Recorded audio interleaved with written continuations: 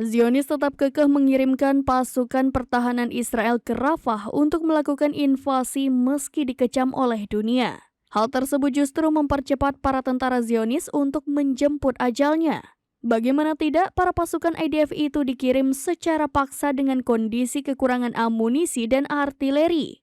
Bahkan beredar kabar Israel mengirimkan tentara veterannya alias tentara pensiunan untuk melakukan invasi ke Rafah. Tak ayal, keadaan ini seolah Israel memaksakan invasi Rafah tanpa persiapan dan strategi yang matang. Mengutip Tribunnews.com pada Selasa 14 Mei 2024, baru-baru ini tentara IDF diserang pasukan perlawanan menggunakan roket. Brigade Al-Quds melancarkan serangan rudal dan roket ke lokasi konsentrasi militer di timur Rafah. Dalam video yang dibagikan pada Senin 13 Mei 2024, perlawanan Palestina itu awalnya memperlihatkan sejumlah senjata yang akan diluncurkan ke posisi musuh.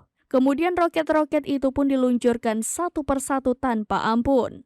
Sayangnya, tidak dijelaskan seberapa jauh dampak yang ditimbulkan oleh serangan itu, serta kerusakan yang dialami tentara Israel.